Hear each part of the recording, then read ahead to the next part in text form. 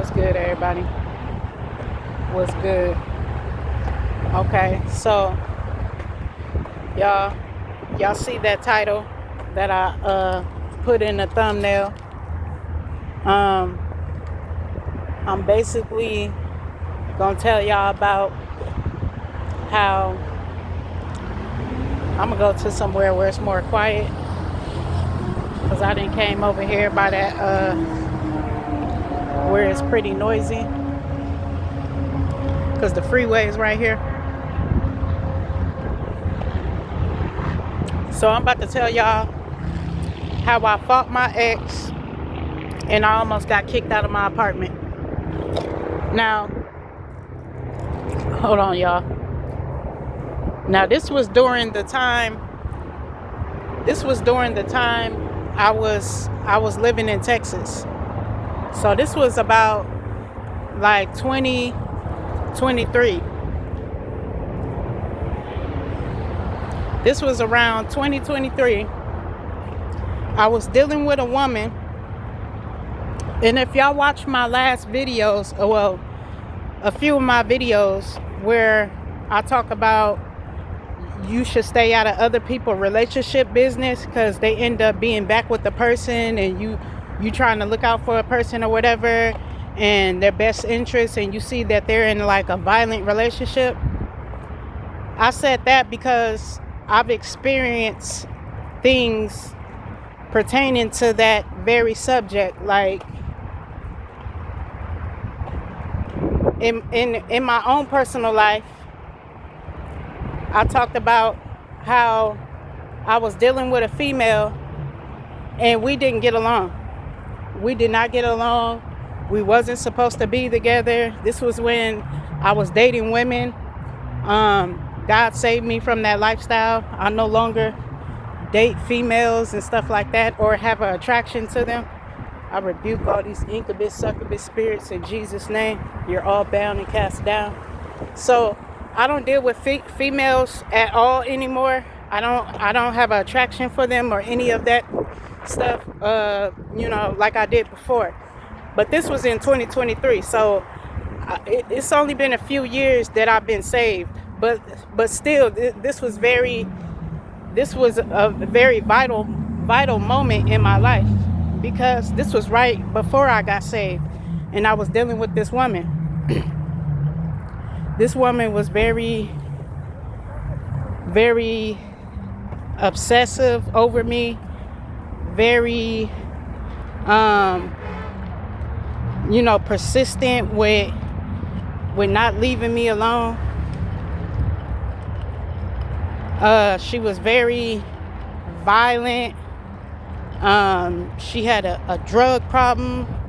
It was all kind of things with this female, and I couldn't get rid of her, even after I try to break things off with her or whatever, and she just wouldn't leave me alone.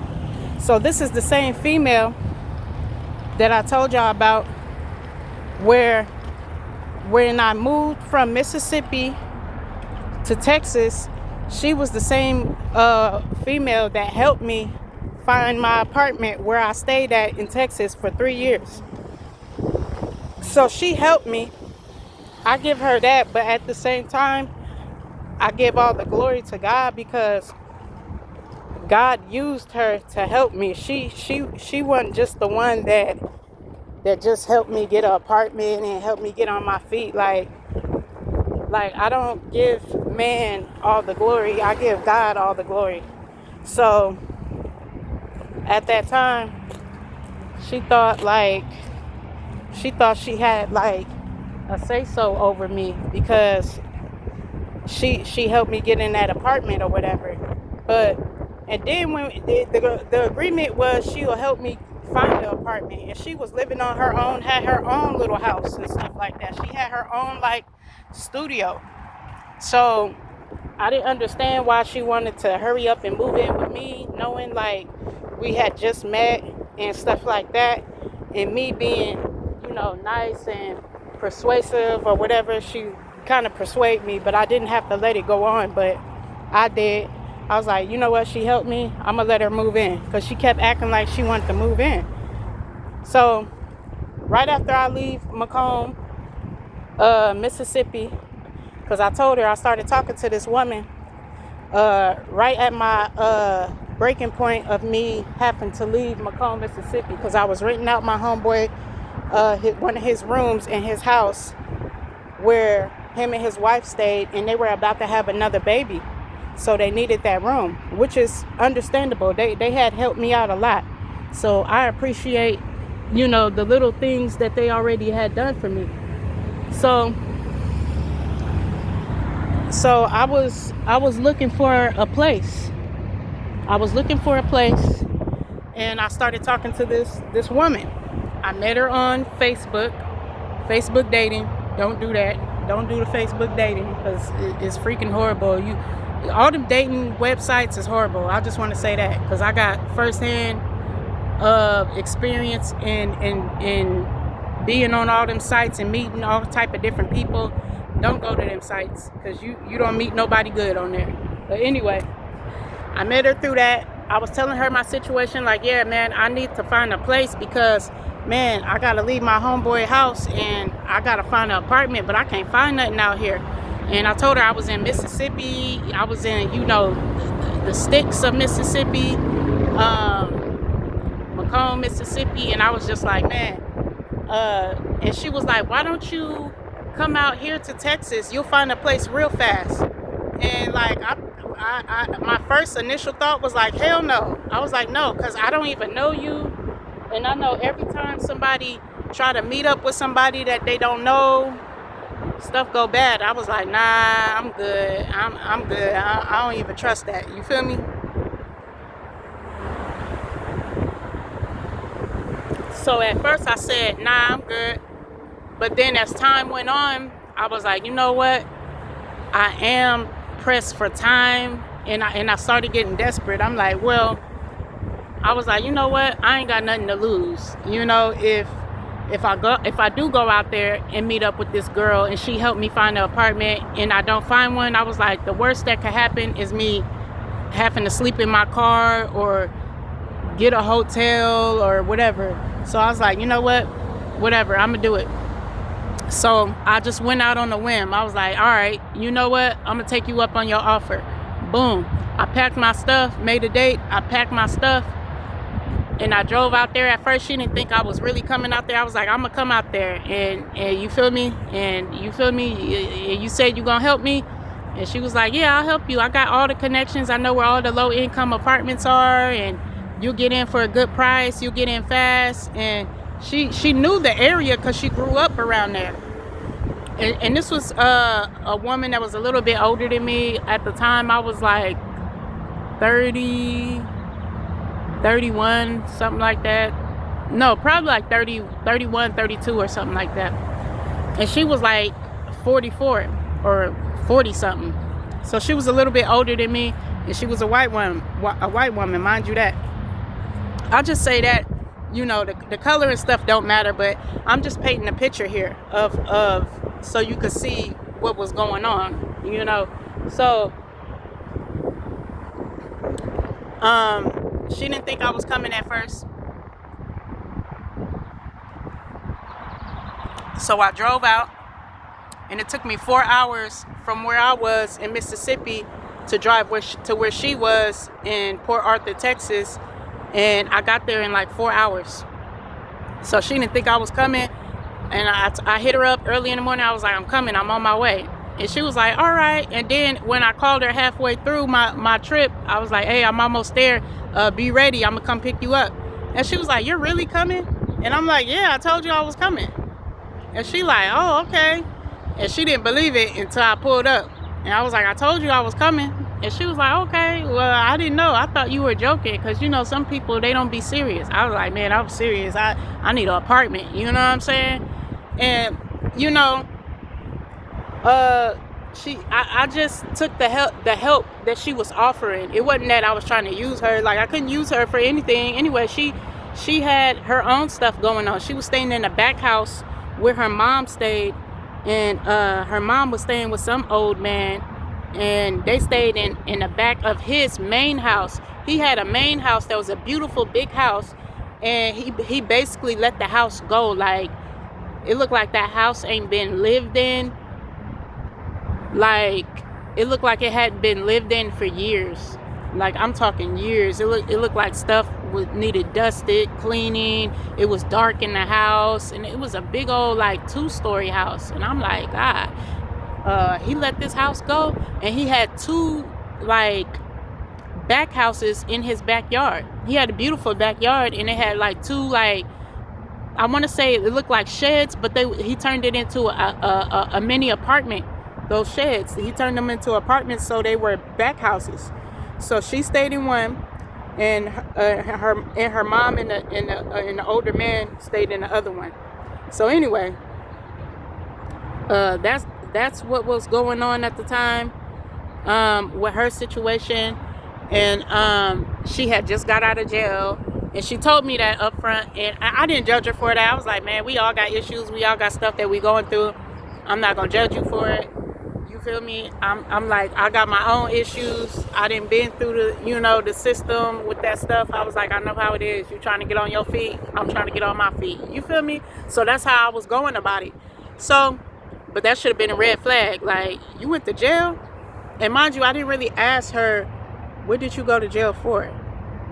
I'll tell y'all that later in the story. But so boom, as soon as I get there, I pick her up, and it started raining heavy. All that should have been a sign to me. It started raining heavy, and I wasn't used to that type of rain. It was like storm rain. It was like raining, because at first it was sunny, and all of a sudden like this storm of rain came. Like, it was just raining hard. I never seen it rain that hard. Like, because in California, when it rains, it don't pour like that.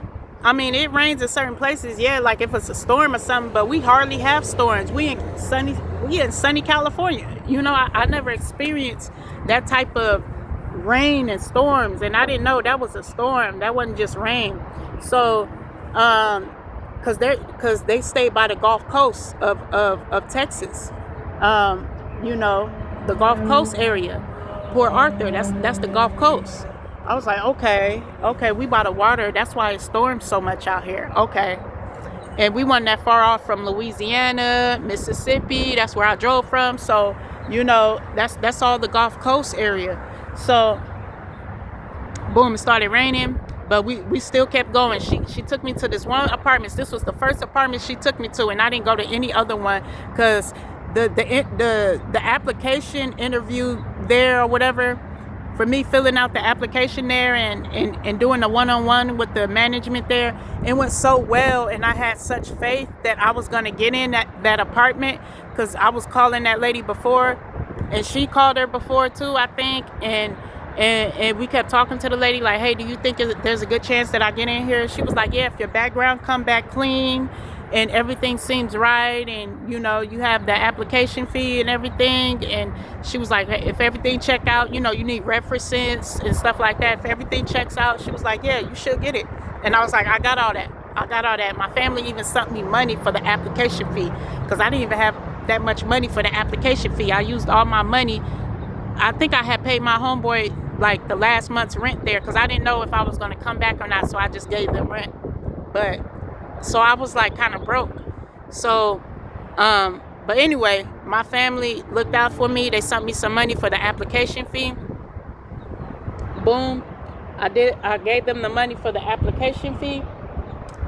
And the lady said, yeah, you have a good chance of getting in. If everything come back clean and straight, you good. You'll get in soon.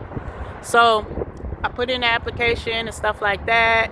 And, she wanted to know, did I have a history of like jail and stuff like that? I was like, no, nothing like that. She was like, do you have anything on your background? I was like, no, I don't have anything on my background. And I didn't have anything on my background. So I was clean. So boom. I had such faith. We didn't even go look for any other apartment. She was like, you know what? I think you're going to get this apartment. Like, we can go check out other apartments, because I know other ones, but like, she was like, I think you're going to get in this one. I was like, I think I am too. Like, something telling me I'm going to get in. And that was God, like, telling me, you're going to get in. So boom. Her daughter even housed me for the next couple of days while I was waiting on the apartments to approve me for my background and stuff like that or whatever. So boom, 2 days go by, literally 2 days go by. Boom, they called me because we kept calling during those 2 days. Hey, did the process go through yet? Did the background come back clean? Like, let me know. Like, they was like, it's still being processed. We'll call you and let you know. So boom, 2 days go by. As the 2 days, we calling them, but then they call us and let us know. Well, they called me because my name is on the application. They called me and let me know, hey, your background came back clean, and you could come pick up the keys to the apartment today. Boy, I was so happy. I was happy I got the apartment. Boom, I didn't have to worry about sleeping in my car or sleeping at somebody else's house or any of that stuff. I was just so happy that I had an apartment that was mine. I was just so happy, so blessed that God used that woman to help me, so that's what I was looking at. I was like, thank you, Jesus. Thank you, Jesus. So boom, I went and picked up the key that same day, got the apartment, went got a blow-up bed, and hey, it was good. It was good. I was on. So now we about to get deep into this relationship thing with me and this woman. So boom, I get the apartment. All of a sudden, she don't want to be at her back house no more, living, with her mama and the older man in that little studio apartment she had. Now she's seeing I got in these nice apartments. They were nice apartments. They were nice. They weren't run down, old looking or anything. They were very nice, luxurious apartments in Texas. I had double doors, double French doors to a patio. I was on the second floor. I had a big spacious living room. The apartment was immaculate. It was a beautiful apartment, very nice. And I was like, man, this is nice. I could do this. So she didn't want to be in her back house no more. She seen I had that nice apartment. She like, oh, yeah, I'm about to move in. She started bringing her stuff, her night kit, her toothbrush, toothpaste, her hair stuff, and her clothes. And I'm like, I thought the deal was you helped me get an apartment. You didn't say you was trying to move in. I was like, oh no. Like I was kind of scared to tell her, hey, I don't want to move. I don't really want to live together because I've done that type of thing before and it never turned out good. And I should have told her all the stuff I've been through. All the stuff I've been through in the past with relationships and the women moving in with women moving in with me. I already know that stuff don't work out. But I was scared to tell her because she helped me, and I felt bad. I was like, I would have felt bad if I turned her down. But you know what? That I grew to learn, speak the truth.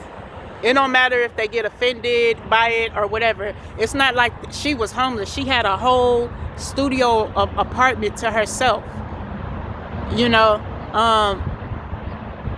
I just think she seen I had the apartment and maybe she thought she could just move in with me.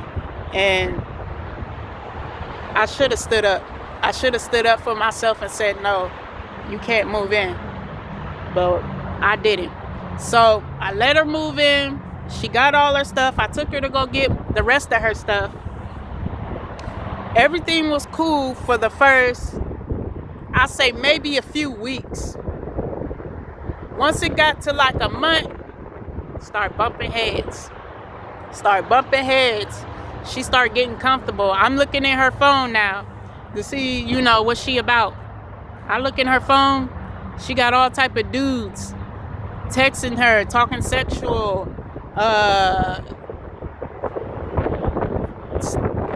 having conversations with these dudes as if she's done things with them and stuff like that. And I was like, oh, you's a hoe. Oh, you's a hoe. You feel me? Like I was in my feelings and stuff like that. Now, was it right for me to call her hoes and all type of bees? No. But at the time, I was, I was in my feelings. I was living in the world. I'm like, you a hoe, da this, da. Because she would accuse me of cheating because she was the one that was cheating. You feel me? And then this how the enemy works. You know, when you're in a LGBTQ relationship, God don't look at you guys in an actual relationship. You're not in a legit relationship. He see two women when they're trying to say they're in a relationship. He says no, they're not. Y'all not in a relationship. Y'all are sisters. Two sisters cannot be in a relationship. That's how God sees us. And we trying to say, oh no, my girlfriend cheated on me and I'm a female too and I'm claiming this girl to be my girlfriend. But that ain't how God sees it. God says you're sisters in Christ. So how can you be in an intimate relationship? That's perverted. That's perversion. That's the devil lying to you. Because God look at a man and woman in a legit relationship. So he don't even count that as a relationship. So if I'm saying she cheated on me, she really didn't cheat on me. It was all deception. It was all deception. It was all lies. I rebuke all these incubus, succubus spirits in Jesus Christ's name. No weapon formed against me shall prosper. So it was all lies. It was all deception. She didn't even cheat on me. I was never really in a relationship with her because God don't look at two women as being in a relationship. He don't look at two men being in a relationship because that's not how he ordained it to be. He ordained man and woman to be in a relationship, not the same genders. So, you know, it took me a while to realize that after I got saved. But yeah, during the time she was there, I catch her cheating or whatever. I thought she was cheating. And I'll be like, man, you a hoe. I ain't even doing nothing. I'm like, you keep accusing me because you the one doing stuff. I'm like, you being a hoe. Look, if you want to be a hoe, go be a hoe. I'm like, go out there and go sleep with all them ninjas that you talking to. Leave me alone. You feel me? I'm like, you always doing stuff. I'm always catching you doing stuff. Go be with the dudes. Why you messing with me? And I'll try to, you feel me? We'll get into it and she'll leave the house and go over her daughter's house. She had a older daughter. She had grown kids. Cause mind you, like I said, she was like 40 something, like, 43, 44 or whatever.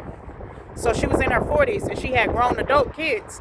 So one of her kids would mess with her, but some of her kids did not mess with her. And I should have seen that as a red flag too. But the one that housed me, the one that helped me and housed me, and it was for her because she only looked out for me because of her mom. So she still messed with her mom no matter what they went through or whatever. So she messed with her mom still, and she helped me. So that was the daughter she would go to when me and her would get into it. And she'll go over her daughter's house, and I'll try to just be like, hey, don't come back over here because, you feel me, we don't get along. I ain't got no peace in my house. You creating chaos and this and that. I was like, you feel me, stay over there. She'll keep popping up at my house and act like ain't nothing happened. And I'll just be like, I'm like, I can't get rid of this lady. Every time. And she'll come back and act like ain't nothing happened. Then a few days go by, she back accusing me of cheating because she cheating. And I'm like, oh my God. I'm like, bro, get the hell out, bro. I'm like, leave me alone, bro. And we get in such that the house would be not a safe haven for me anymore. The house would be, the energy would be, I'm mad all the time. I don't have peace. And I'm worried about her talking to other dudes. And she worried about me talking to other people. I'm like, you don't want to be in a hoe. I was like, what you worry about me talking to people and you the one actually talking to people? You don't see nobody in my phone. Because I wasn't trying to do all that. I was barely trying to deal with you, let alone talk to other females and stuff. I was just trying to settle in my apartment, get myself together, get my mind straight, figure out how I was going to start going to work and stuff like that. But like, she just kept so much drama going. And then like, we would smoke weed all the time. Because I was a heavy weed smoker at the time. So I would find marijuana somewhere. I'll find who's selling the marijuana. And I'll buy big old, halves and eighths of marijuana and go through it within 3 or 4 days. And having to get more. All my money would go towards marijuana. And that was the thing with me and her. We stayed into it. We stayed fighting all the time. And we stayed smoking all the time. Those are never good combinations. always high, always smoking. And then she had a sugar daddy. That's how I knew. You's a hoe. I'm like, you's a hoe. That's what you is. I was like, if you gonna be a hoe, then be a hoe. I was like, you feel me? I was like Blueface before I knew I was like Blueface. Blueface like, you a hoe. And I was like, how he calling all these females hoes, but he the one hoeing? But I wasn't hoeing though, you feel me? I would call her hoe because, you feel me? That's what she was showing me. I'm like, you trying to be with me and talk to all these other dudes, and then you got your sugar daddy on the side offering you hotels and stuff like that, because hurricanes will hit our city, right? And we'll have to leave the apartment because the storm would be so bad it'll knock out our power. And then a few times we had to leave when the Texas freeze happened. Y'all heard about the Texas freeze a few years back? That's when I was living in Texas and I experienced that. Our pipes was frozen. We had to leave. And we didn't have money for a hotel, so guess what? Her sugar daddy paid for a nice luxurious hotel. I forget what type of hotel it was, but it was very luxurious. Very luxurious. I was like, ooh, your sugar daddy big balling, huh? I was like, you're a hoe. But look, he was the type, he stayed in a whole different state. He never seen her. She would just give him conversation over the phone, and he would send her money when she asked for it. So it was that type of thing. She asked him for money, and he sends it to her and gives it to her, and she give him conversation. Ho. But I don't need to talk about that lady, y'all. Y'all, let me stop playing. But at the time, that's how I felt. I was like, ho.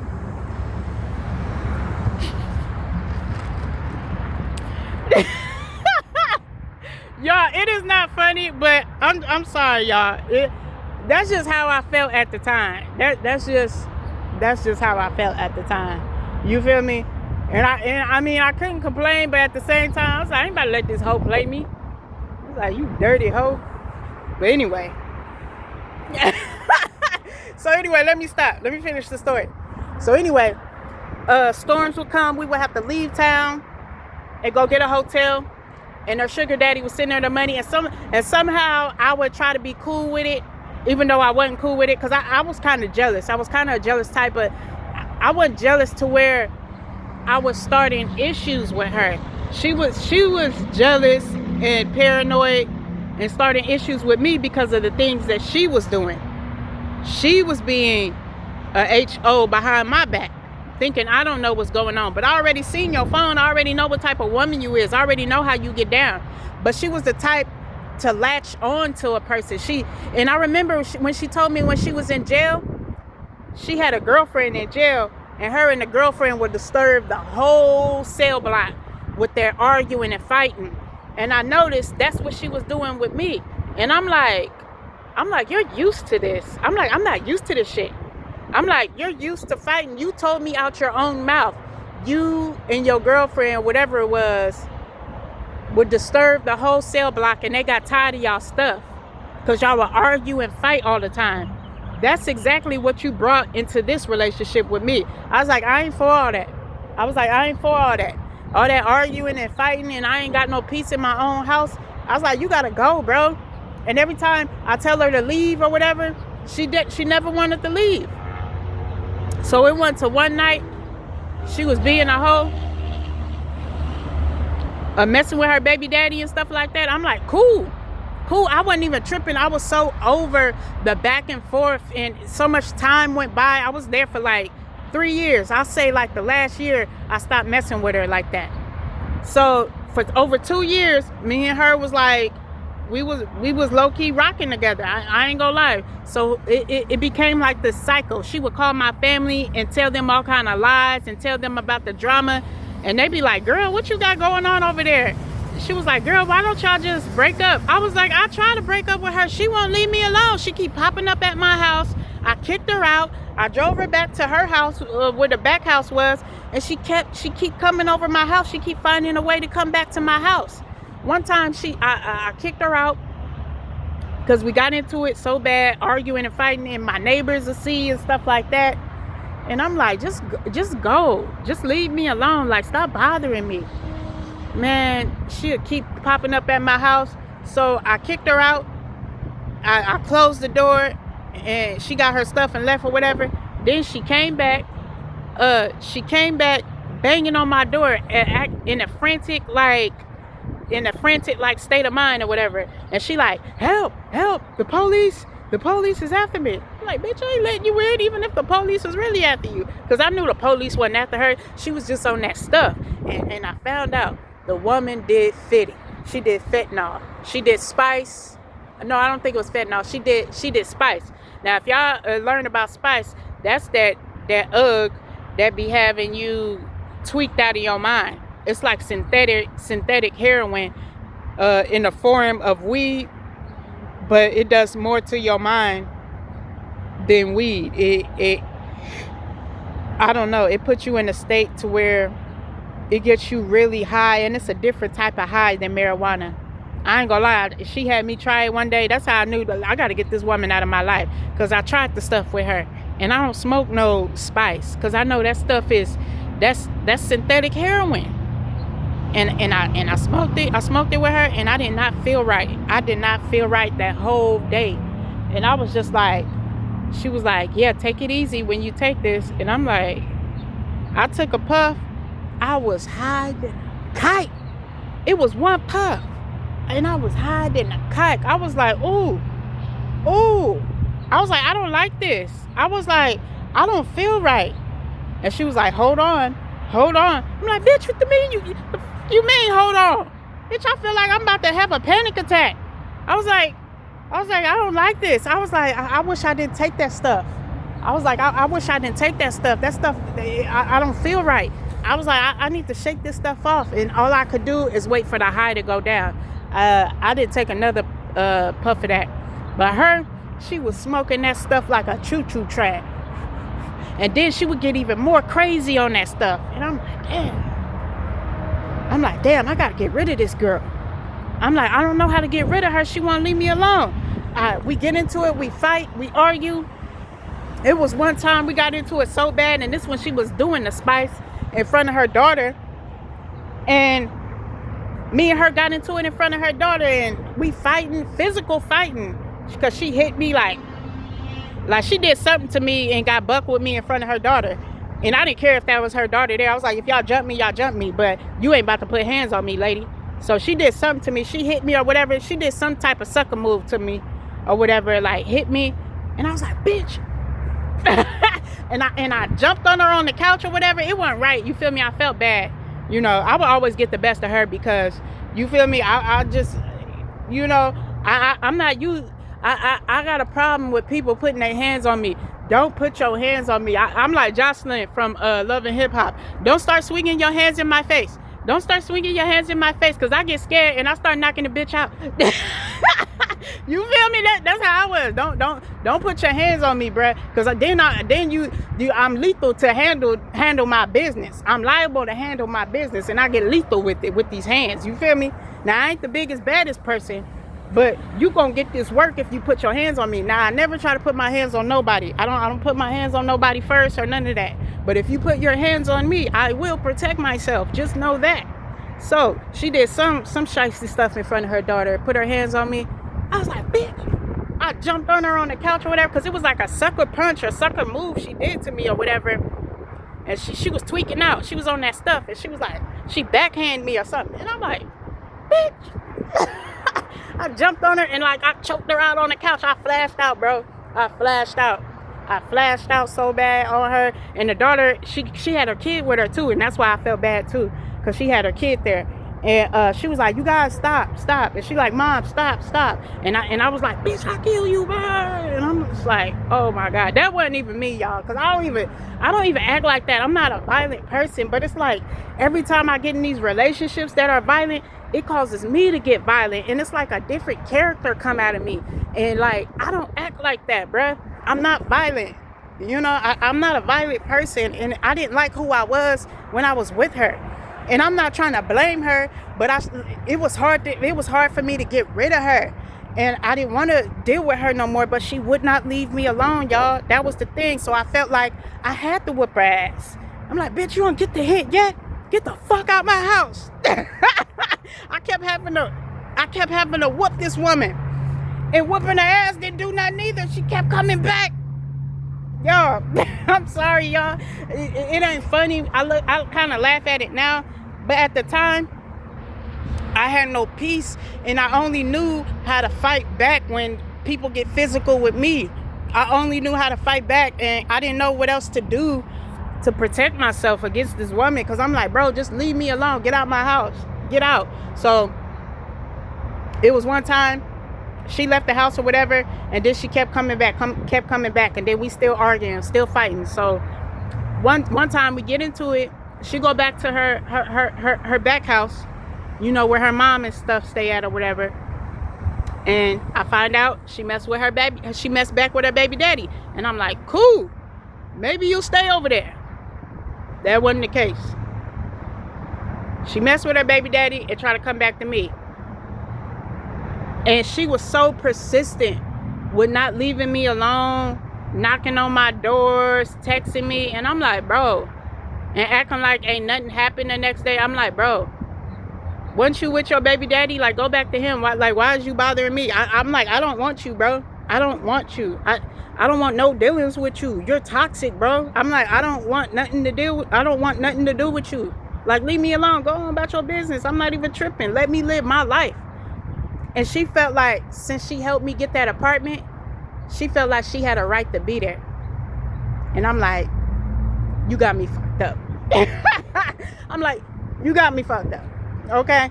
So that's one of the reasons I realized why she didn't leave me alone.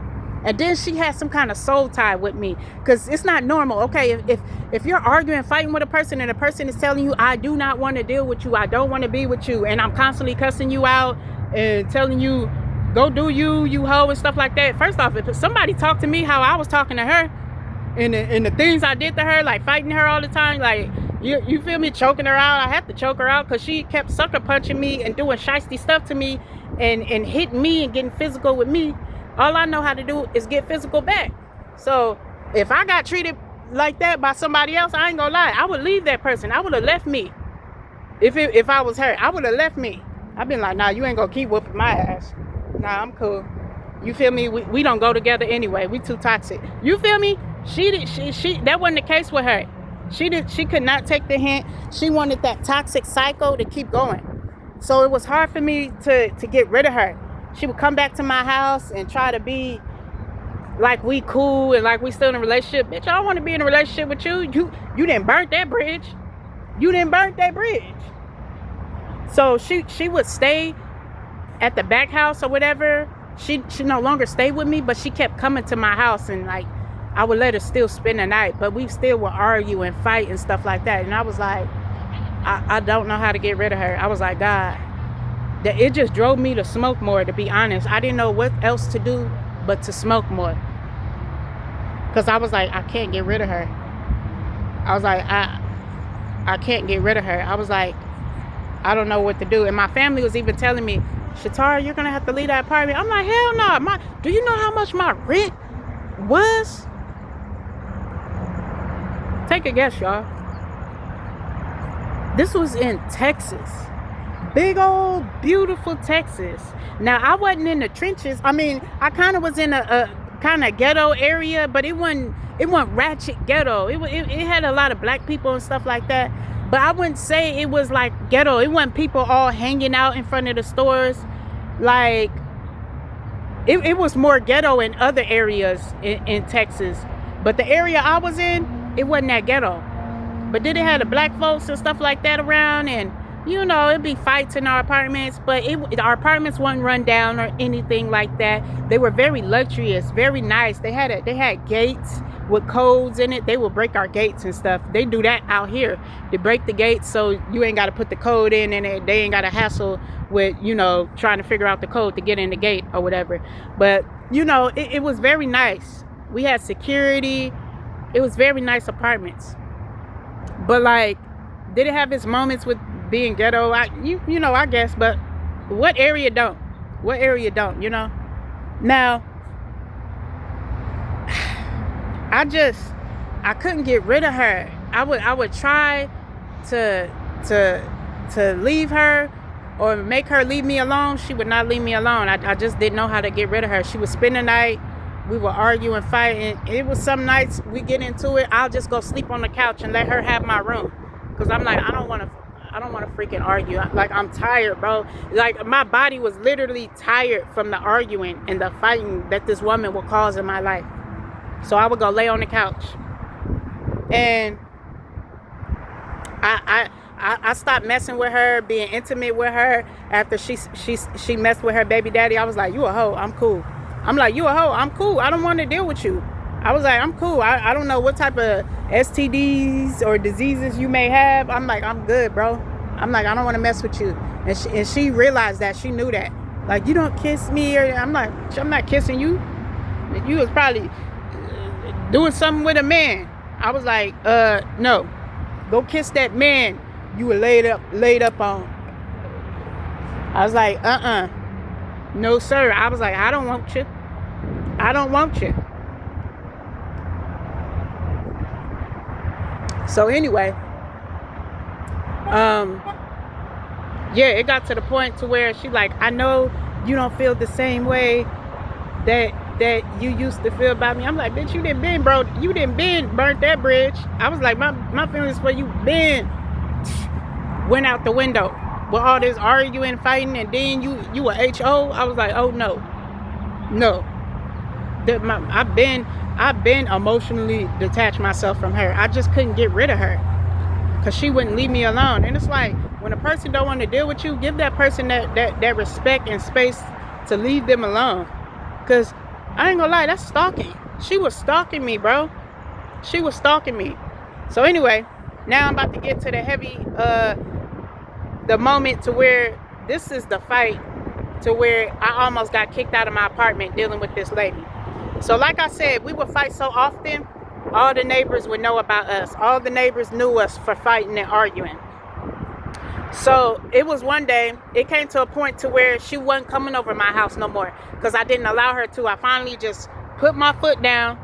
I didn't answer any more calls. I didn't answer any more texts, and she would blow me up, boy. She would blow me up.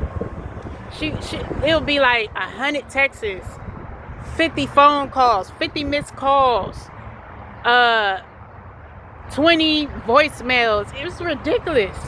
She would blow my line, literally. Then she would call my family, telling them all kind of lies. Oh, Shatara over there giving away her money. Oh, Shatara over there talking to different women. They like, what's with this lady? And then they said, we knew she was lying when she said you were giving away all your money. And they was like, one thing we know about Shatara, she ain't giving nobody no money. They was like, yeah, she lying. She lying. She just trying to stir up chaos. I was like, I told y'all. I was like, look, y'all. I don't want to put her name out there. I was like, look, such and such gonna try to call you. Do not answer none of her calls. Matter of fact, block her. I told them, block her from all social media. I was like, block her. I was like, this is why her kids don't deal with her. This is why most of her kids didn't deal with her. She was crazy. She was on that stuff.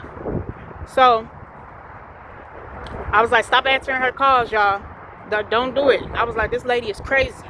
She's crazy. There ain't no way around it. They was like, girl, my sister was like, girl, I just be ignoring her. I was like, no, really. I was like, Tamisha, do not answer any of her calls. Who calls somebody family member talking crap about them and lying on them? I was like, y'all know she lying. She making up stories. I was like, when have I ever done that? When have y'all ever seen me just give out my money and let people use me? I ain't that type of person. I'm not gullible. I'm not dumb. You feel me? I don't know what she was trying to start with me and my family, but me and my family solid. You feel me? Me and my family was solid. So she couldn't break up me and my family, whatever she was trying to do. But anyway, so yeah, it came to a point to where I stopped answering her calls, her texts, and all that stuff. I stopped messing with her, and she still would try to pop up. And then she got deep into drugs. And I realized, you the problem. she got deep into drugs. Because once I really stopped dealing with her, because she was doing whatever she want anyway, and I realized I got to get away from you. I was like, I'm about to cut all ties with this lady. I don't care how much she blow me up. If she keep banging on my door, she just gonna keep banging. I'll call the police or something. You feel me? Because she was on probation. And I was like, and that's what I did. She'll pop up at my house, wouldn't answer the door. I just let it ring. I just let the doorbell ring. I just let her knock. Eventually she'll leave. She kept calling my phone. I didn't answer any calls. The call, I put the phone on silent. She kept blowing me up so much. I just let it ring. You feel me? Let it go to voicemail. And it got to the point, like I said, she got on drugs heavy. And it got to a point to where she ended up getting a big old sum of money. And this the time she hooked back up with her old drug buddies. She hooked up with this old drug addict, and she had just got this big old lump sum of money, and she bought 2 cars. She was blessed. She bought 2 cars and then got a new apartment. She got a whole new nice apartment, spacious apartment. She got a whole new apartment. She was doing good for herself. I was happy for her. She went got her license and everything. She was doing good. But she started doing them drugs, doing them Uggs, messing with the wrong people that's also doing Uggs. So what happens when you do that? Your life start going downhill, and that's what happened. So she had these cars, just came up on some money. I think in the midst of me trying to cut her off, she offered me to go on a trip with her to Houston. Boom, we went to Houston. But even then, arguing, fighting, smoking weed. We were staying in this, the Red Roof Hotel. If y'all know about the Red Roof Hotel, put it in the comments. Let me know what y'all think about the Red Roof Hotel. Boy, that was the most trenches, hood, ghetto hotel I've ever seen. I didn't even know they made hotels that really look like that, bro. I never seen such a rugged, and that was a hotel I picked. I should have let her pick the hotel, because her sugar daddy probably would have paid for it, or we probably would have been in the Hilton or something. But I was looking at, man, it's cheap. It's such and such. I think it was like $38 a night, and I see why. Nothing but drug addicts, prostitutes over there. Very rough area, very rough ghetto area, very rough. Man, we went and got 2 eighths of marijuana, drove there. In the midst, she smoking that stuff too, that spice stuff. Boy, she tweaking, she on one. And I drove us down to Houston, and we went to the mall and stuff like that. And she did some shopping or whatever. But really, to me, I didn't really get nothing out of it. I mean, yeah, we ate food and stuff there, but I didn't really get nothing out of it. But of course, I didn't really want nothing from her, because I'm like, the drama you come with, I don't want anything from you, you know? And it's like, why am I here? Because I really don't even want to F with you like that.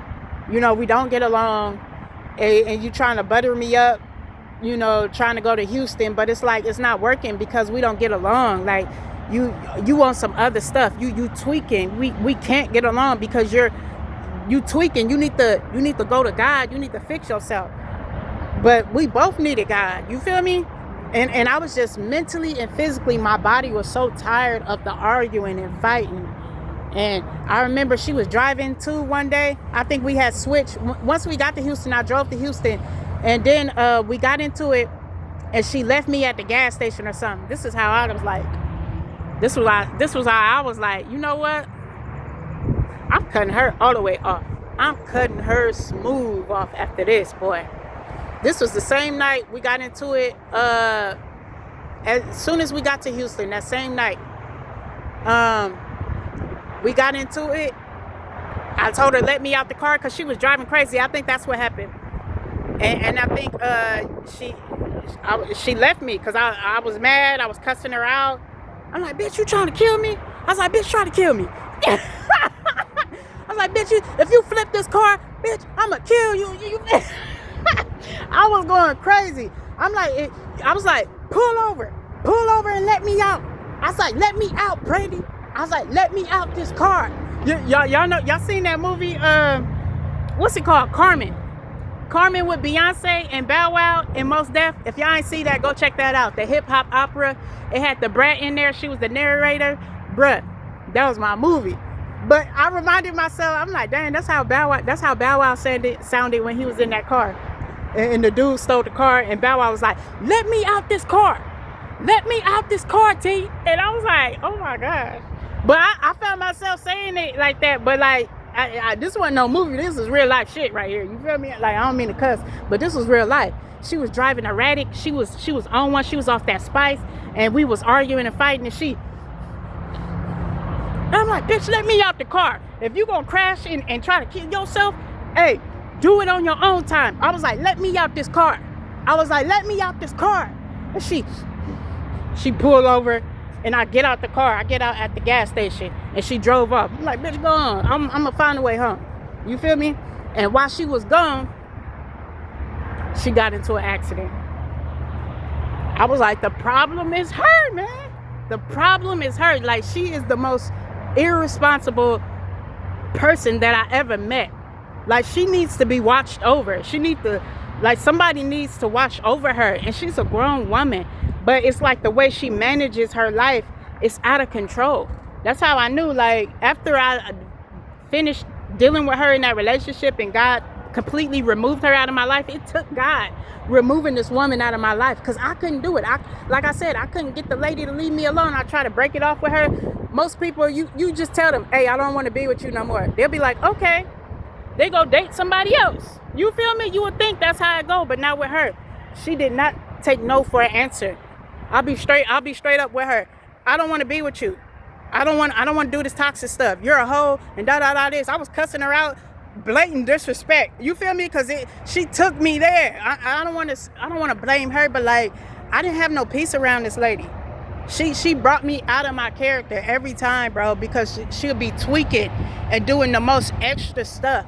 And I'm like, I don't want to be with you. You're a hoe, bro. You're violent. You're toxic. I was like, I don't want to be with you, bro. And she did not leave me alone. She didn't care about none of that. So it took God to remove her out of my life. But let me finish the story. We got into it. She let me out of the car because she was driving her, what do you call it? Sporadic, or she was being crazy with her driving. So I got out the car. She left me at the gas station. Boom, she get into an accident. She called me and told me she got into an accident. She like, oh, I don't know what to do. I'm like, bitch, you need to sit down somewhere. You need to go sit down somewhere. That's what you need to do. You feel me? And she came back. I guess the people knew she wasn't right in her mind, and they didn't even press charges or anything. She said they end up talking. I think they exchanged information, but the police wasn't called. So she ended up being able to leave the scene. So she left the scene and she came back to pick me up. And then as she came back to pick me up, we go back and drive to the hotel. We still arguing, fighting when we get to the hotel. So bad that I leave the room. We got into it so bad, I didn't even want to be in the same room with her. I was like, I gotta get the fuck away from you. I go outside, I go to the car. She come follow me outside and get in the car. And then she's arguing with me, still fighting with me. And mind you, there's people around us. It's in the middle of the night too. I was just trying to sleep.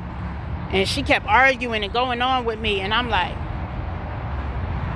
I was trying to be calm. I was like, I'm not trying to fight you out here. We in a whole different city. We in Houston. I'm not trying to get the cops called on me. And boy, she was showing her ass. Bruh, she was saying all kind of racist stuff to me. Cause like I said, she was white and I was black. But like she dated black people. Well, black females anyway, because the girl she dated in jail was a black female. But I guess she dated black dudes too. I don't know. I guess a few of them was some of those guys I seen in her phone. But that's neither here or there. But anyway, as we in the car, I'm trying to get away from her. I'm trying to distance myself from her. She get in the car and start arguing with me. Oh, why did you leave the room? Bitch, I don't want to be in the room with you. You're toxic. You're not letting me sleep. All you want to do is argue. I don't want to be around you. I was like, bitch, get the fuck away from me. I was like, get away from me. Leave me alone. I was like, go back in the room. And I'm like, I'm about to go back in the room. And she'll get out the car. I'm like, bitch, stop following me, man. And she like, no. And I'm like, oh my God. When you don't get along like that, leave the other person alone. Leave them alone. She did not leave me alone, bro. And I'm in the front seat, she in the back seat. Talking about him. I hate black. I hate black people. And I'm like, I just composed myself because I'm like,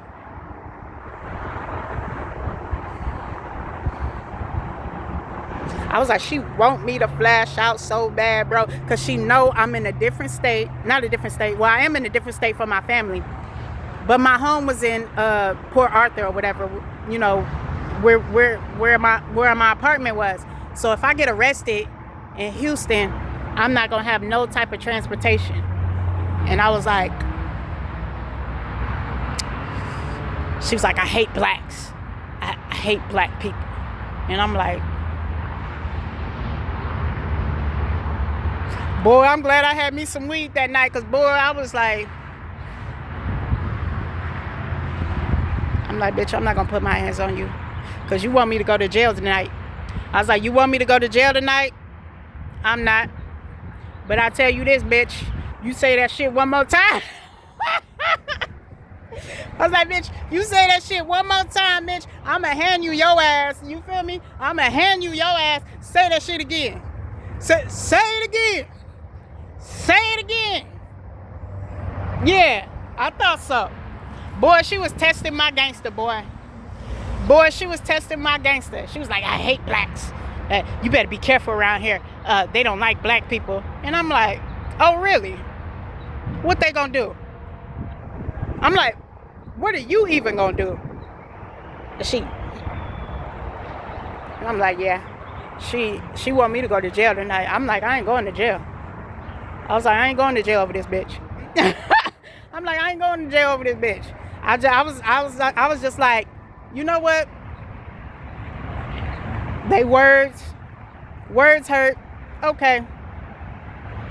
You better not put your hands on me though.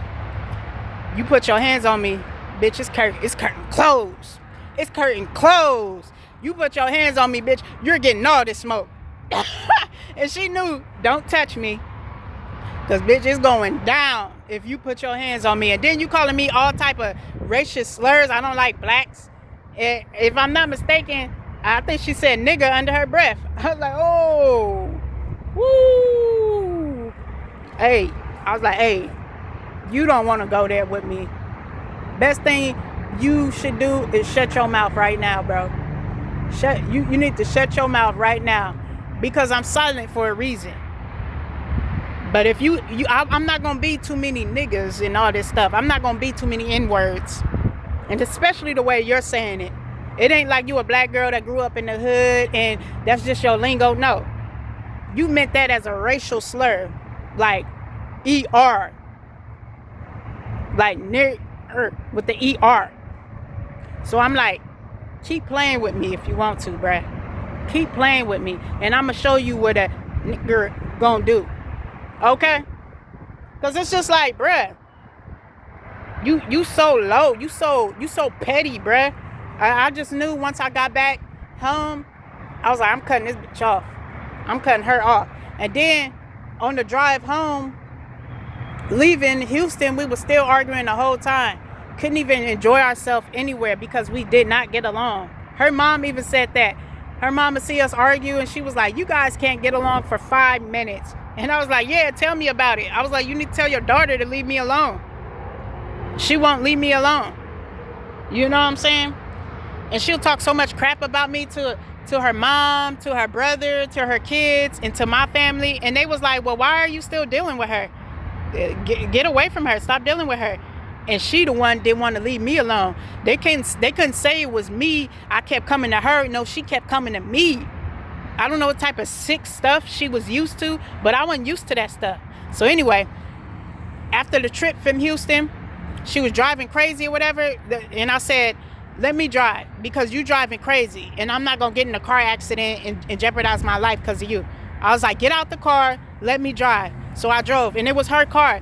But I I wasn't trusting enough to let her keep driving while she tweaking on Spice or whatever else she was on, and trust her with my life on the road, and she trying to light a cigarette while driving. I'm like, pull over, bro. I'm like, pull over, because you're not gonna kill me, end up getting me in an accident because you're driving crazy. I was like, pull over. I'm gonna drive. So she pulled over. I got in the car and she was mad. And I'm like, bitch, I don't care. You're not about to kill me in this car with you. If you want to drive yourself off a bridge, have at it when I'm not in the car. You feel me? So all I knew, I drove back home to Port Arthur. I got my stuff, and she went back to her house or whatever it was.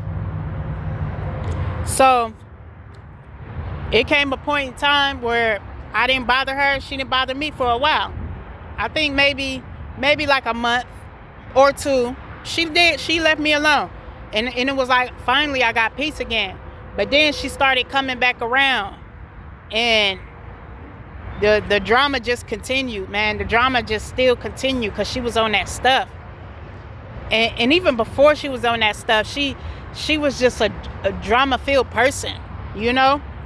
All I know is, every time I seen her after that, she met up with her old drug buddies.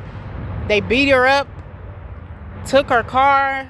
I think they took her car, beat her up, and took all her money. And that's when she got all that lump sum of money that I told y'all about. She had got that lump sum of money, and she went and hooked back up with them drug addicts. They beat her up, took her money, took her car. Somehow she ended up getting her car back. But they took all her money, and all that money she had was gone. She had thousands. I mean, thousands. She had racks. And I didn't want none of it. I didn't want none of it. I was just happy because this was a time where I was distant from her and she was distant from me. We were leaving each other alone. So, like I said, we had that trip to Houston, but that went bad. So shortly after that, she was doing her own thing because I really didn't want to deal with her no more.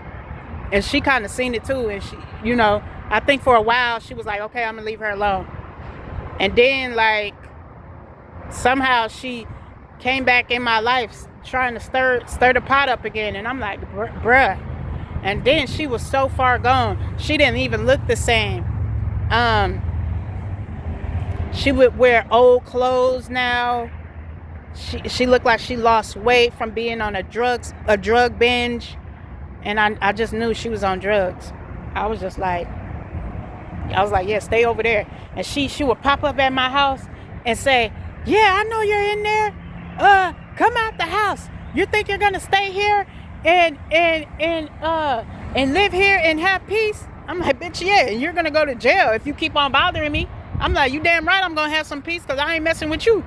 You feel me? And it's just like the mindset she had. She thought she had authority over me because she helped me get in that apartment. I'm like, bitch, you ain't got no authority over me. You don't own me. You ain't the reason I even got in this apartment. It was an open door from God. Yeah, he used you, but you don't get the glory for it. She like, you think you're gonna stay in that apartment? I'm like, yes, that's exactly what I'm gonna do, bitch. And you're not gonna do nothing. You feel me? Like, I'm sorry, y'all. It's just, she was crazy. She was bat stuff crazy, y'all. And she cause a disturbance on my neighbors and be like, why is you over here? They was like, we don't see her doing anything, talking about me. They said, all we see is you coming over starting trouble with her. Just leave her alone. And you got your people out here, huh? And I'm like, lady, you need to leave them drugs alone. Man, all I know was shortly after that, she came back to my house tweaking, talking about, I need to talk, banging down my door, and I got so tired of her. I'm like, what, Brandy? And I'm sorry, I'm airing out her name. I was like, what do you want? She was like, I just need to talk. I lost this, I lost that. And I was like, well, you need to stay off the drugs. Okay, you need to stay off the drugs and don't surround your people around other that's doing that type of stuff. She didn't want to hear the truth. You're not listening. Because at this time, I let her in. She was like, I need to talk. I'm like, all right, man, whatever. I sit down and she's standing up next to me, and I don't know what to do. I lost everything, and da da da this, da da da da. And I'm like, well, you need to stay out the drugs and don't surround yourself around those type of people. And she, you're not listening. And she got mad and she sucker punched me, bruh. It was like a cheap shot out of nowhere. I did not expect her to you feel me, to sucker punch me like that. She sucker punched me, bro.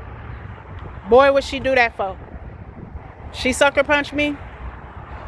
I blacked out. I ain't gonna lie, I flashed the fuck out. I flashed out, bro. She sucker punched me. She was like, oh, you're not listening, and socked me in the face. I was like, oh, bitch, you wanna die. I said, I got up, we started tussling. Boy, you would have thought I was out. You would have thought I was Ike and she was Tina. Okay? Because, boy, we going at it. And she trying to protect herself. And I'm like, bah, bah, bah, bah.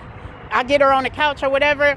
You feel me? Because I was sitting on the couch and we tussed. And I hurry up and get up. And I grab her. I'm like, bitch, what the fuck wrong with you? And I'm socking her or whatever. And she trying to, cover her face.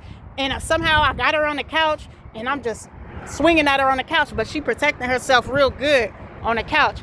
Anyway, as she, covering her face and I'm swinging on her, because I flashed the fuck out. Don't fucking sucker punch me. Oh, nah. You feel me? I get stupid when people put their hands on me, bro. I get real stupid. You want to act stupider? I'm going to get even stupider. You want to get stupid with me? I'm going to get stupider.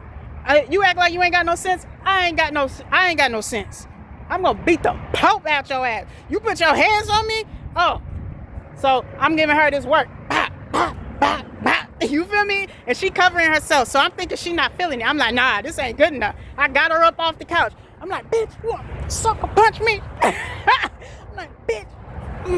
You feel me? And then we bumping all over the house. We wrestling, we tussling, we bumping all into my back door, my French doors that lead to my patio. I got her all on the doors, and we bumping into stuff. I'm thinking my window gonna break because of how bad we fighting. And it, like, all I know is I kept grabbing her and stuff, and my nails was long then too. And I'm grabbing her, and I'm trying to hit her, but I feel like I can't get her good because the bitch covering her face real good. I'm like, bitch, I'm gonna fuck you up, bitch. I'm like, bitch, move your hand. I'm about to fuck you up. I'm sorry, y'all, because you know how you just want your revenge? Like, bitch, you gonna feel how I feel. Bitch, you gonna sucker punch me? I felt so violated and disrespected. I'm like, bitch, you gonna feel this. You gonna feel this, bitch.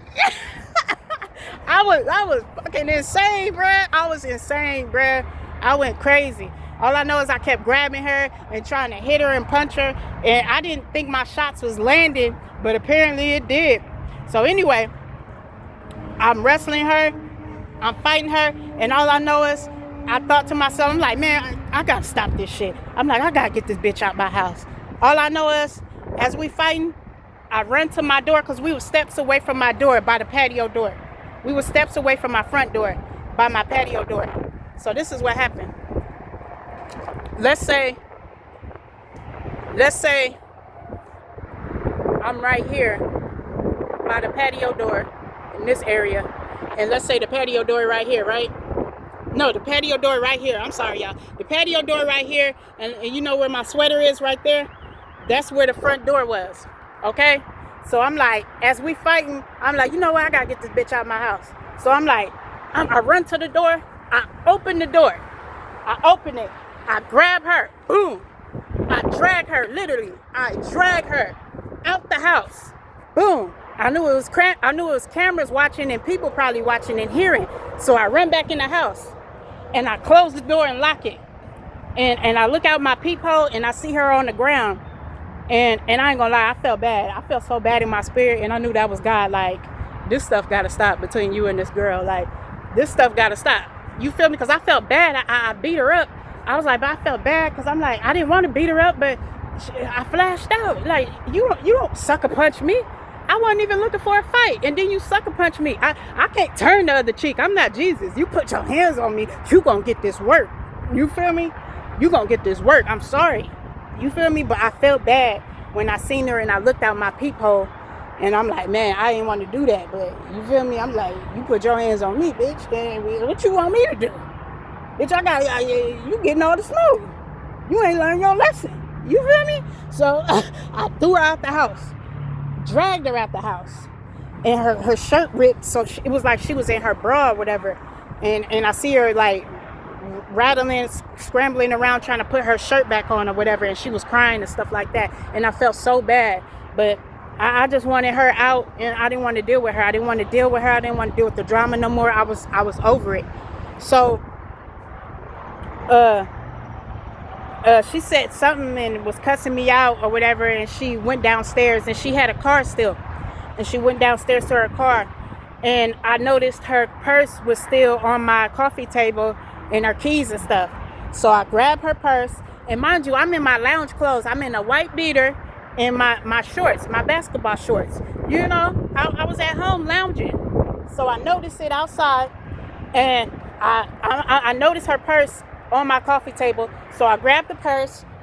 I rushed downstairs with the purse, and I see her, and she outside her car, and you feel me, and look like she talking stuff or whatever. And I'm like, get out of here, Brandy. I was like, get the fuck up out of here. And I threw her purse and I threw her keys. I was like, get the fuck out of here. And I walked off. And then I had an old school neighbor. He was an older man, and he was in like one of those chairs, one of those like, what do you call it? Like those wheelchairs that's electric. And he was in one of those, and he was sitting outside watching the whole thing go down. And he was like, boy, you show her that you king of your castle. I was like, man, she crazy. She gonna sucker punch me, man. I was like, this broad crazy, man. I was like, she coming over here and starting all that shit, man. I was like, man, I was minding my business in my house. Is she gonna come to my house starting all this drama, man? And he was like, you show her that you king of your castle. Because I came out in a rage and, you know, angry. I was like, get the fuck out of here, Brandy. And I threw all her stuff. I threw her purse. I threw her keys in the grass. And she went and grabbed it. I was like, get the fuck out of here.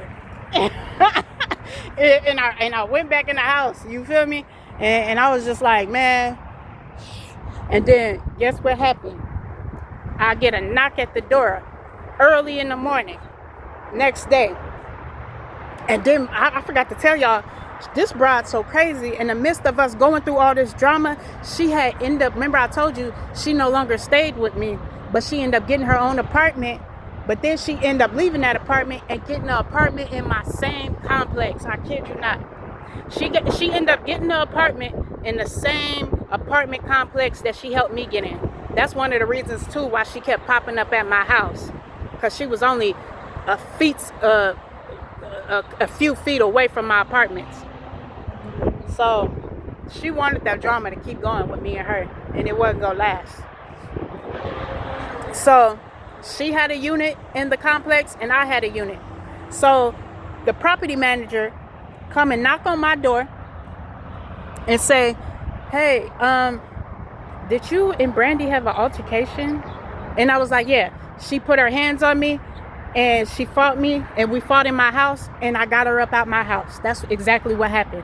I was like, she came to my house, she sucker punched me, and we started fighting. I'm not gonna lie to you. I told the lady, I'm not gonna lie. She came to my house because she said she wanted to talk, and I said I shouldn't have let her in. But I let her in trying to be nice to her. And we were talking, and out of nowhere, she punched me. And I said from there, it was on. I was like, I ain't gonna lie, it was on. We started fighting. And I got her up out my house. That's what happened. And she was like, okay, who is she to you? I was like, I used to talk to her. I used to be in a relationship with her. And she was like, I thought so, because I remember she came with you when you put in for the application. I was like, yes. We was together at that time. Like we didn't even know each other like that. And that was like 2 years ago. I was like, we didn't know each other like that, but she did help me get into these apartments, and we were talking at the time. Now we are not talking. I was like, I found out the woman do drugs. I was like, I don't mess with drug addicts. I do not mess with drug addicts. So I didn't want to mess with her like that no more. And I was like, the lady won't leave me alone. She keep coming to my house. And she said, you came to her house and started arguments with her and fought her. And her face is all messed up real bad. The manager this is how I know I got the best of her.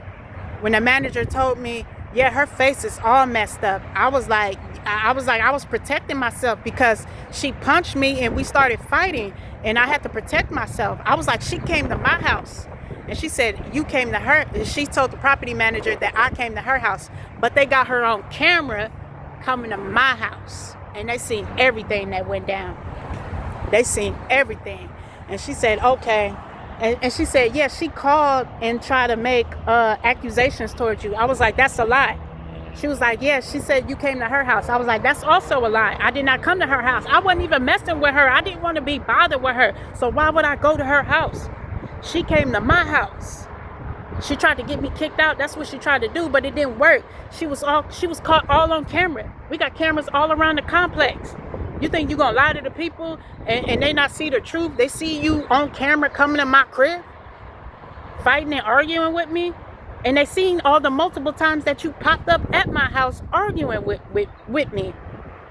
And then I went and made statements too, trying to tell them that this lady keep coming to my house and won't leave me alone. And they didn't do nothing about it. But when she tried to make them accusations towards me and try to get me kicked out, it reversed and turned on her because they had her on camera coming to my house and they end up kicking her out. She was like, yeah. She was like, okay. I see what's going on. I see it seemed like you're trying to stay away from her. I was like, I am. And she keep coming to me. I was like, I even tried to tell you guys. And you know, I know you guys can't do nothing about her actions, but she would not leave me alone. And I'm trying to let y'all know I don't want no dealings with this woman. Because I was letting them know, like, hey, she keep coming to my house and starting problems at my house because I didn't want to, you know, be looked at like I'm starting the issues. And she was like, okay, I see exactly what's going on. Because it's a history. There's a history with her starting the issues coming to me and me complaining that this woman won't leave me alone.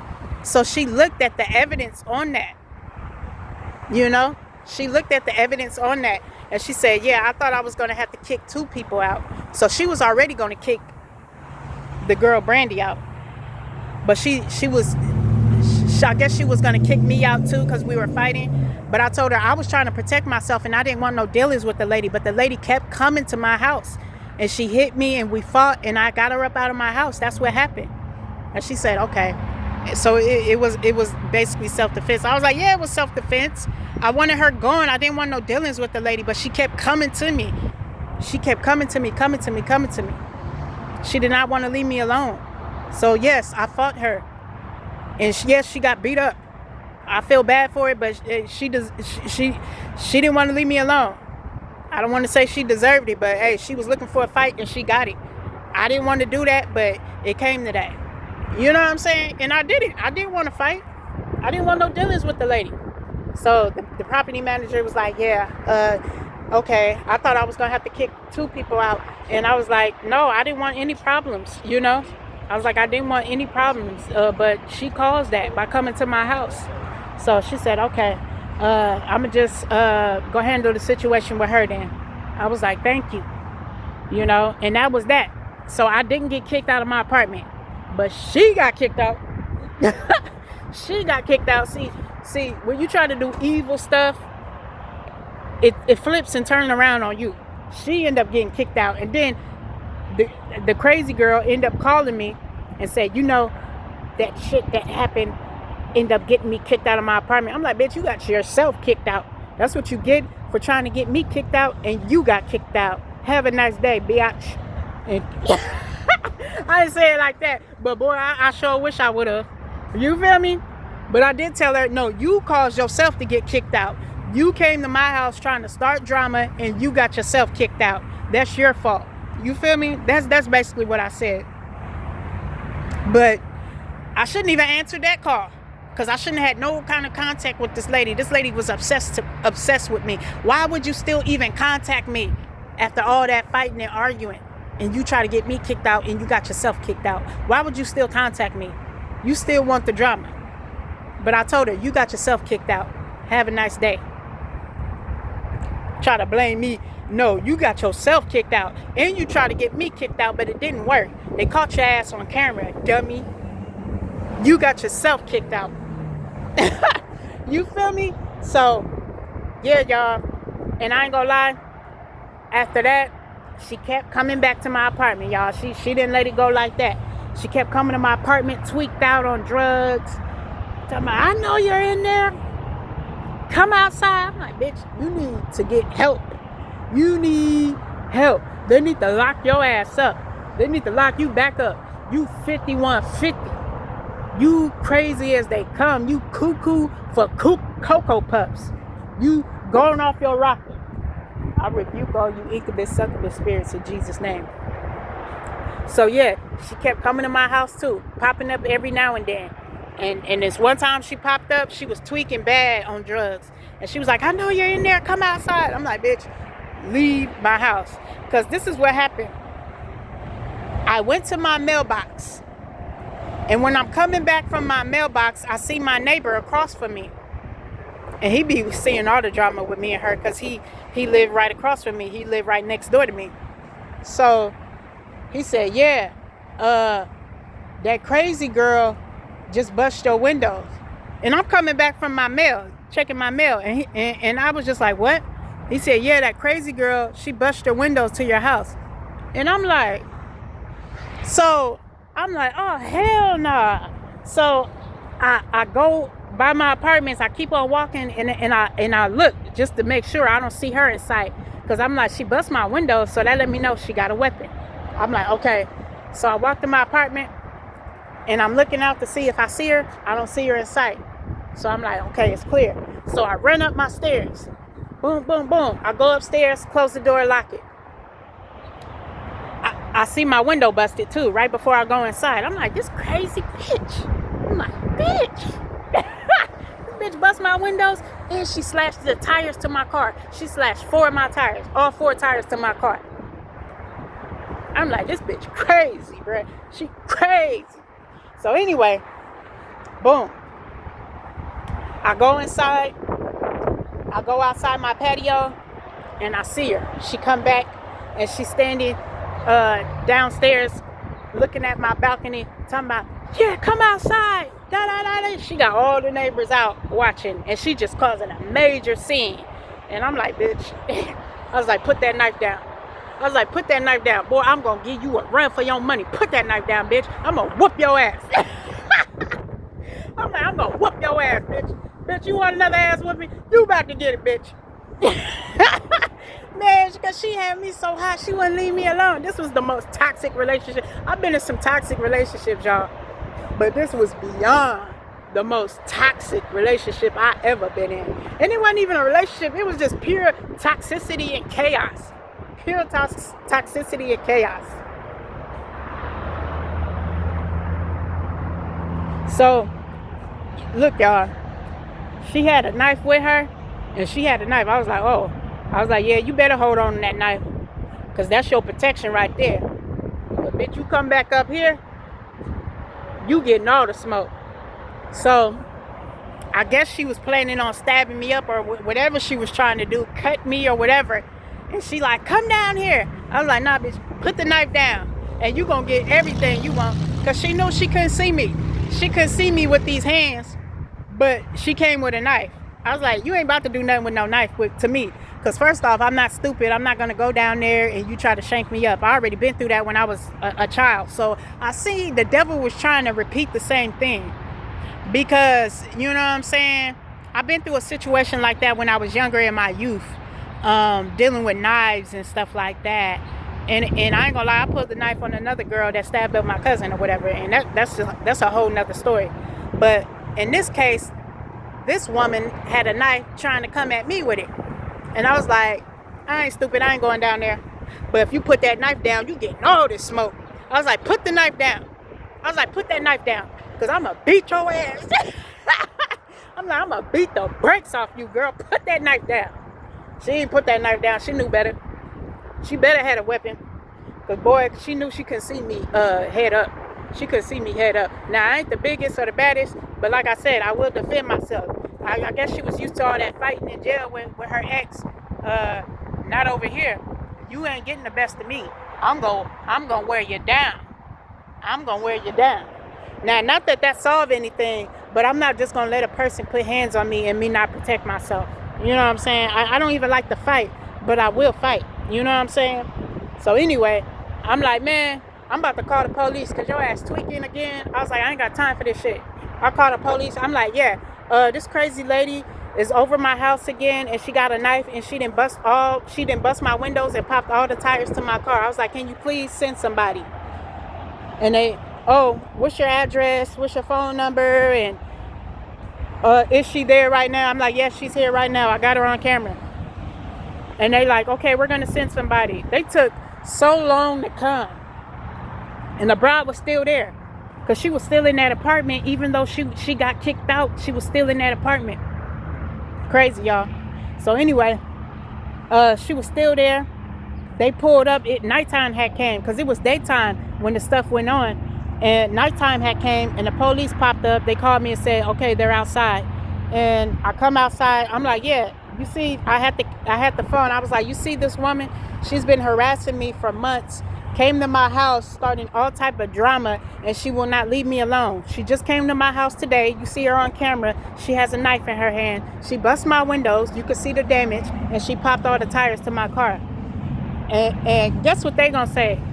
Oh, well, we're gonna look for her. And I was like, is there anything that you guys can do to take her in? Because, you know, I want to press charges against her, because I'm tired of this lady. She's been a nightmare in my life. She won't leave me alone, and I just need her gone. They gonna say, guess what they gonna say? Oh, there's nothing we can do. We didn't see her do it.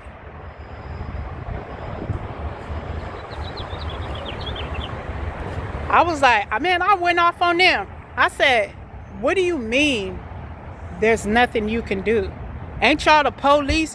Ain't you supposed to call police for matters like this instead of me trying to handle it myself and getting the knife, trying to match her energy? Don't you prefer I call y'all? Ain't that what I'm supposed to call y'all for?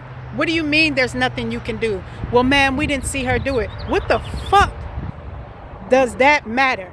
If I got the evidence and you didn't caught the lady, they caught the lady with a knife in her hand. I described her, you know, her image and how she looked and everything.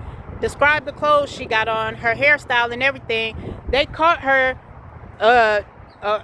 across from other apartments or whatever, trying to walk back to her apartment that she got kicked out of. And they're like, put the knife down. And she dropped the knife. They're like, back up and put your hands up. And I'm like, this goofy bitch. I'm like, because I was still going up. I was like, y'all need to arrest this bitch. This bitch did bust my windows to my house, causing all kind of problems at my apartments, and she bust all my tires to my car. I was like, y'all need to arrest her. And they like, calm down, man. I was like, man, what the fuck are y'all here for, man? I'm like, if y'all not gonna do nothing, what the fuck are y'all here for? I was like, I should have just handled it and whooped her ass myself. I was like, y'all not doing shit. Y'all up here telling me y'all can't do nothing, and y'all end up gonna have to let her go because y'all didn't see her do it. Did you see the bank robbers robbing the bank? But you got the evidence and the cameras and the recordings of the people who did it. You got the evidence on who did it. What the fuck you mean you can't do nothing? I was so mad, bro. I was like, if y'all don't do something about this bitch, I will. And y'all ain't gonna like how I handle it. Cause how I handle it, I'm gonna have to take an L and go to jail myself. Cause I'm gonna have to do something against this bitch. Cause this bride will not leave me alone. And you seen she brought a knife. So she bringing knives. Hey, I'm a fight fire with fire. I know that ain't the right thing to do. But bitch, you got a knife. I guarantee you, we can go knife for knife, bar for bar, bitch. And I guarantee you, you're not gonna shake me up. You feel me? But I ain't want to go that route. I was like, I ain't about to go to jail. I ain't about to do all that. I ain't about to be set up by the enemy. You feel me? So that's what I said. I said, I ain't about to get set up by the enemy. I ain't gonna fall into that trap. You feel me? So I was so mad that they said, there's nothing we can do. I'm like, what the fuck you mean you can't do nothing, man? Y'all see what this bitch just did? And it was like, well, you know what? We're gonna take her in, and it's because she violated her probation. I'm like, y'all motherfuckers good for nothing. Y'all ain't good for nothing. That's why I don't F with the police. They're no help. They're no help to nobody. I was like, y'all supposed to be here to protect and serve. I was like, y'all ain't serving shit. I was like, y'all ain't doing shit. Y'all ain't did nothing to help me. I was like, what are y'all here for? And the lady cop, she was like, calm down. I was like, nah, man, because this lady didn't cause hell in my life. And y'all see her. Y'all caught her with a knife and still telling me y'all can't do nothing.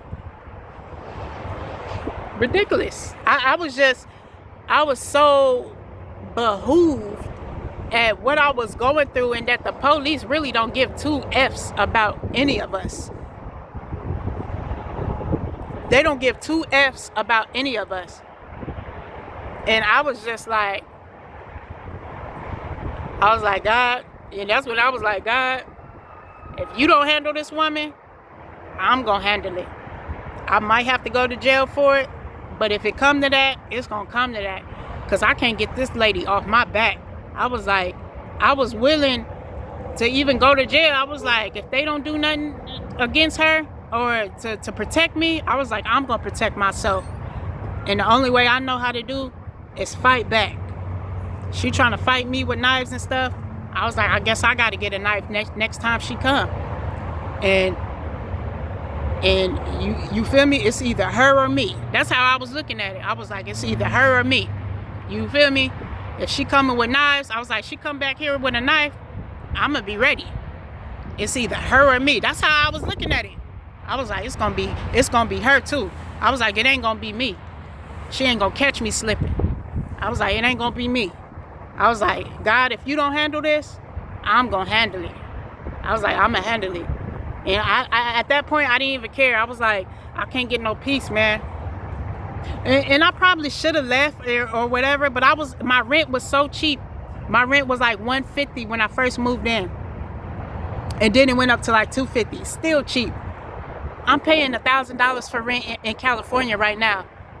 Who want to leave a nice luxurious apartment that costs from $150 to $250? Man, I'm staying in this bitch. Get me out for what?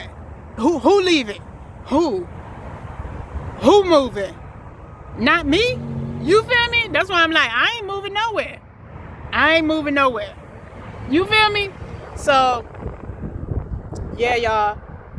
So anyway, long story short, she ended up getting locked up. Okay, she ended up getting locked up. The police end up taking her for a violation of her probation. Not even for the stuff that she did to me.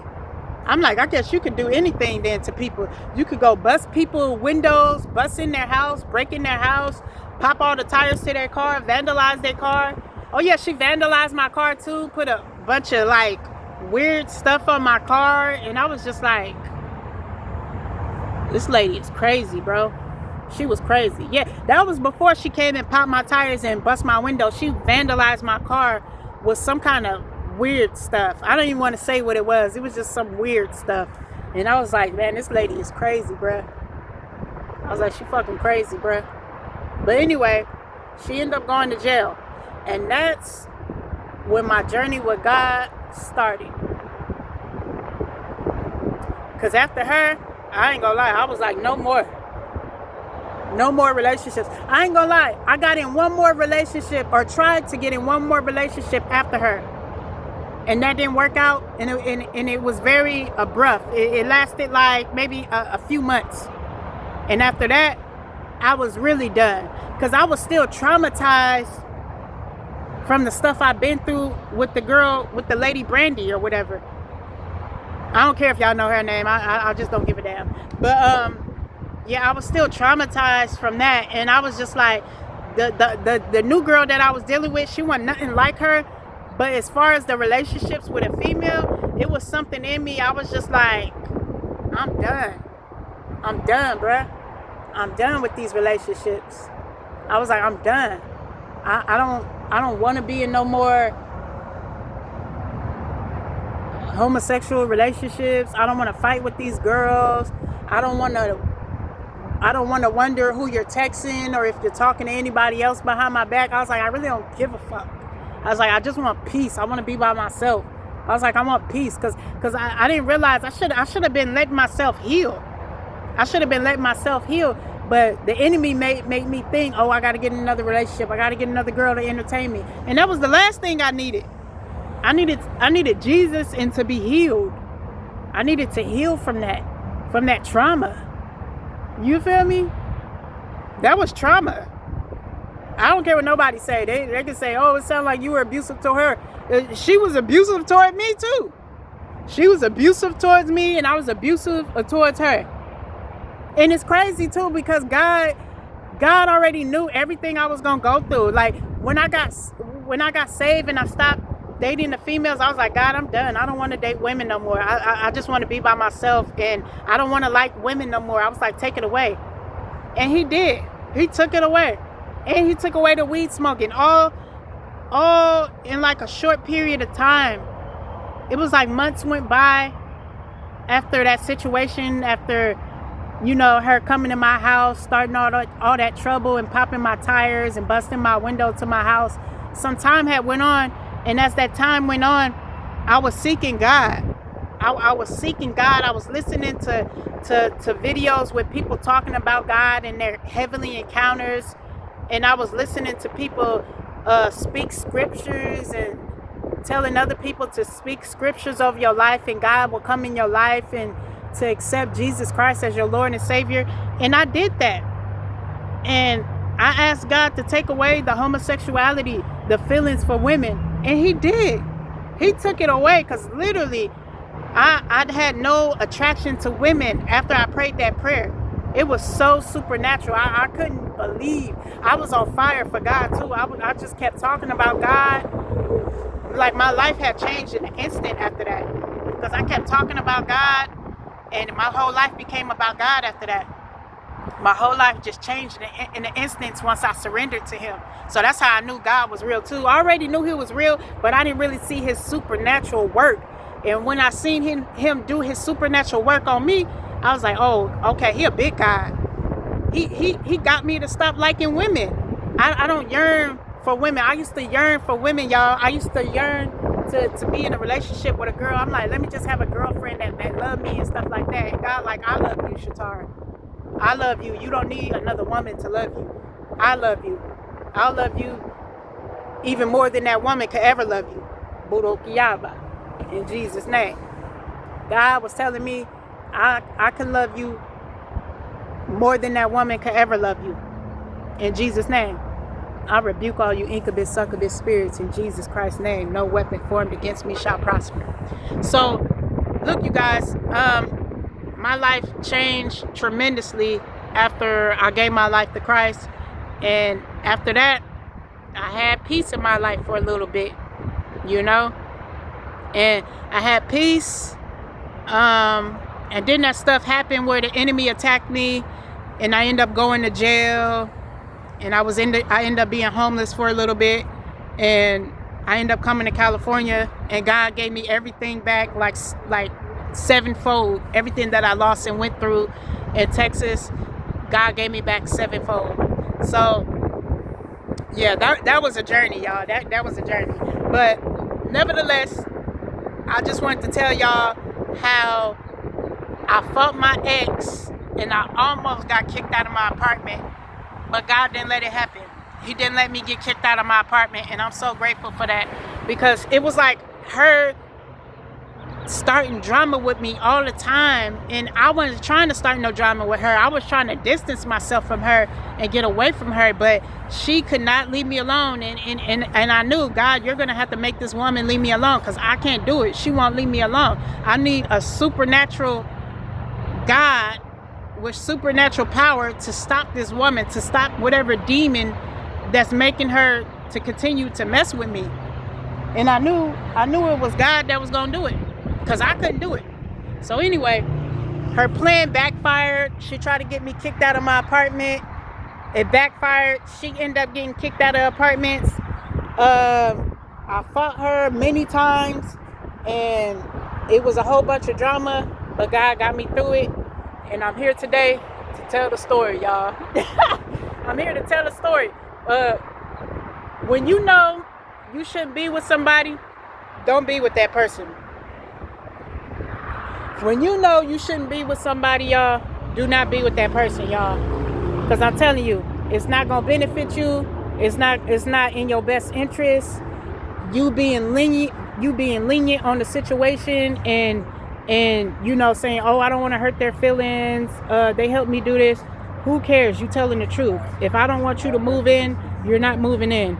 If I don't want to be in a relationship with you, I'm not going to be in a relationship with you. Just speak the truth, because the truth shall set you free. Okay? The truth shall set you free in Jesus Christ's name. So that's my story, y'all, on how I fought my ex and I almost got kicked out of my apartment. But through the grace of God, I didn't get kicked out. But I went through a lot of hell dealing with that lady. But hey, God worked it out for me, I'm here today to tell the story. So that's the story, y'all. I hope this story inspired y'all. I hope it helps somebody to go with your first mind, and that's the Holy Spirit. Go with your first mind that's telling you, I shouldn't let this person move in, or I shouldn't move in with this person, or I shouldn't be in a relationship with this person, because all the red flags were there for me, but I ignored it. And a lot of times the enemy make you think, oh, it'll be okay. Let them move in. Oh, it'll be okay. Be in a relationship with them. And it ain't nothing but purity hell that you're about to enter into. Nothing but purity hell that you're about to enter into, okay? And I just want to say, go with your first mind that's telling you don't do it. Don't do it. When something tell you don't do it, that's the Holy Spirit speaking to you, and he trying to lead you into all truth and trying to keep you from, whatever the enemy is trying to do to you to set you up. Because the enemy playing traps in our lives and trying to set us up all the time. And God give us this unction like, I shouldn't do this. But then you got another mind like, oh, it'll be okay, just do it. And then something else telling you, nah, I shouldn't do it. That's God telling you, don't do that. That's not for you. That's a setup. That's a setup right there. Don't do it. You know what I'm saying? So listen to that first mind that's telling you don't do it, because that's always God. But yeah, y'all, that's my story. I didn't want this video to be too long, but hey, I told the story like it was. And I gave y'all every detail of it. But yeah, y'all, God bless y'all. Jesus love y'all. And I appreciate y'all for watching my videos and rocking with me. Everybody that's been telling me they appreciate and like my videos, I appreciate y'all. I love y'all. May God bless y'all 1,000 times more. May God be a light in your life, and may God bless you with all prosperity in your life, in Jesus' name. And I just want to thank y'all for showing me love and share my videos too, because other people need to hear this too. Other people need to hear about these situations so they could avoid it. If I can help somebody to avoid this type of relationship and this type of trauma, hey, that's what these videos are for. And how God was with me through all of it. You know what I'm saying? So yeah, y'all, like, comment, share the video, subscribe to the channel, and hey, until next time, y'all, POP, hold it down.